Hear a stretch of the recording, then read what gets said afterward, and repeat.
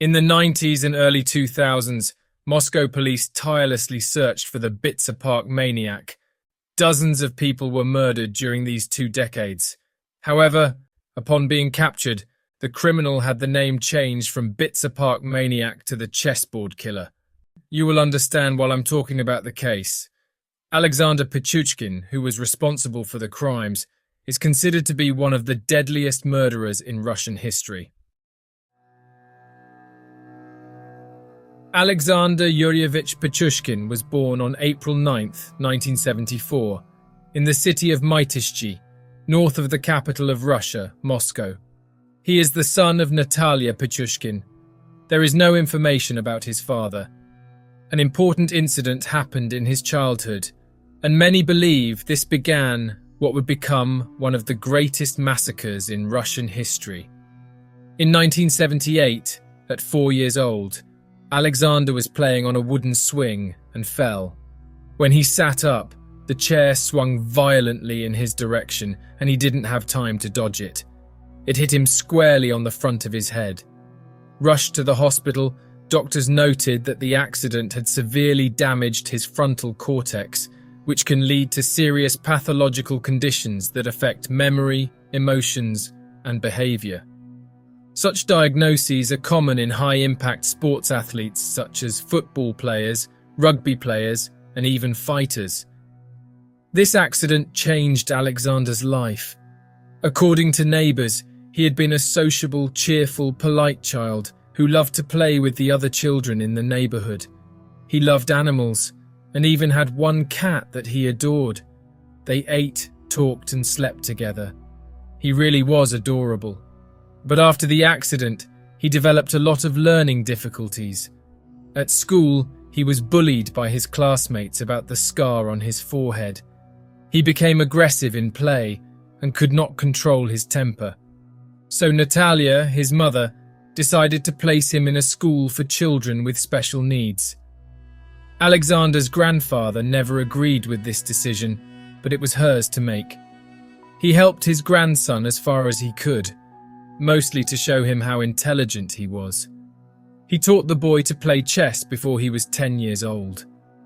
Alexander was an exceptional player for his age. Unfortunately, 2 incidents happened in a very short space of time, aggravating Alexander's condition. His cat and grandfather passed away, exacerbating his angry adolescent temper. In 1990, at the age of 16, he was already acting strange. Alexander used his camera to photograph people in a park called Bitsa, but it was clear from these photos that he was always taking photographs while hiding. In addition, among several disturbing pieces of evidence found later by the police, one of them was a VHS tape where a teenage Alexander held a child by the feet, upside down over the balcony of his apartment. In the recording, it is possible to hear him saying, "Now you are under my command. If I release you, you will fall 15 meters. You know what will happen to you, right? You will die." Fortunately for this child, it was just a threat. To this day, it is not known who the child was in the video.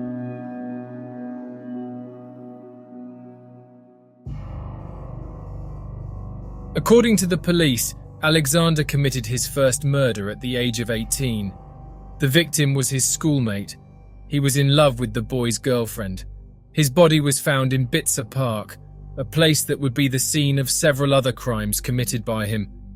5 years after this crime, when Alexander was 23, that same girl that he professed love for was found dead in the same park. Alexander had never stopped playing chess. He loved the game and was very good at it. In adulthood, he walked around the park with bottles of vodka and a chessboard, searching for opponents to play. Even when drunk, he beat all his opponents. After matches, when people were distracted and no one was around, he would smash their skulls with a hammer. He did terrible things with the bodies, like shoving vodka bottles in their eyes, or even dismembering them before throwing them into the river that ran through the park, the Chertonovka River. During the 90s, several bodies were found in the park and the river. The police knew that this was a serial killer, but no clues were found. There were no fingerprints, blood, pieces of clothing, nothing. Alexander was very careful.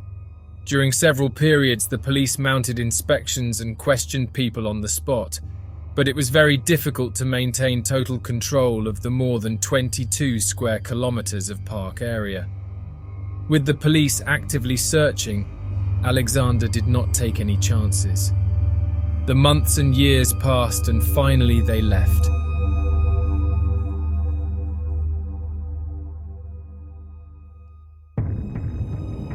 During this period of crimes, Alexander worked at a grocery store. As incredible as it may seem, he was considered to be a very friendly person. He himself confessed that he loved being sociable to be closer to his potential victims. The fact was that he became known as the Chessboard Killer not because he played chess, but because of something the police found in his apartment when he was captured. In June 2006, Alexander invited a friend named Marina Moskalyova, 36 years old, for a somewhat unusual outing. He invited her to Bitsa Park to see his cat's grave. The reason for the tour was strange, but Bitsa Park is a really beautiful place, and it wasn't unusual to see people walking there, admiring the scenery. But unfortunately, it was not long before Marina's body was found on the banks of the river. The police found a train ticket in one of her pockets, and through the station's security cameras, they identified her in the company of a man. This man, of course, was Alexander Pitchuchkin. Alexander was located and was shocked by what happened. He told the police that he had found her on the street and that by coincidence they got off at the same station. But after this, they separated. However, Marina's son, Sergei, still a teenager in questioning, advised the police that his mother had left a note when she left the house, informing her where she was going and leaving Alexander's cell phone number, as her battery was dead. The police would put an end to this wave of murders. Upon being caught, he confessed to the crime and dozens more. In his home, the police found a chessboard numbered from 1 to 61. Alexander stated that he wanted to break the record for murders in Russia committed by a single serial killer, and to do that he wanted to complete every square on his chessboard. The total amount of playable spaces in chess is 64. That is, there were only 3 more murders needed to complete his goal. But it's known that a serial killer will never be satisfied. He can impose goals on himself, but when he reaches them, he revises them upwards. And this all was confessed by Alexander himself. He knew that on completing his board, he would continue to commit murder.